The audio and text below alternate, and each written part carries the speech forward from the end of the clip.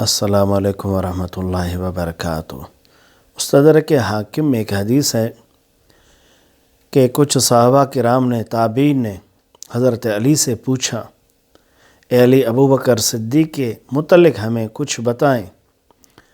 آپ نے فرمایا، سماہ اللہ تعالی صدیقا علی لسان جبریل و محمد صلی اللہ علیہ وسلم۔ وہ ایسا شخص ہیں، ایسے مرد کامل ہیں کہ اللہ تعالیٰ نے اس کا نام صدیق رکھا۔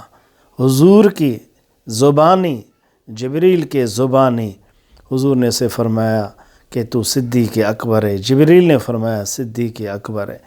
ایسے شخص کے متعلق میں تمہیں کیا بتاؤں جس کا نام اللہ خود رکھے، صدیق اکبر، تو اس کی کیا شان ہے۔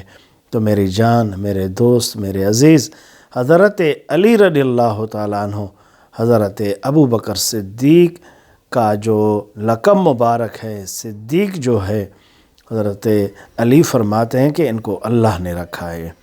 ابوبکرصدیق کو صدیق اللہ نے فرمایا ہے۔ ویسے حضور کا نام عبداللہ تھا، تو اللہ تعالیٰ نے اس کو صدیق کہا، حضور نے اسے صدیق کہا، جبریل نے اسے صدیق کہا۔ اس لیے ہم آپ بھی یہی عقیدہ رکھیں کہ عبداللہ صدیق ہیں، صدیق اکبر ہیں۔ اللہ تمہیں خوش رکھے، اللہ تعالیٰ تمہیں آباد کرے۔ فقیر کو اپنے دعا میں یاد رکھیں۔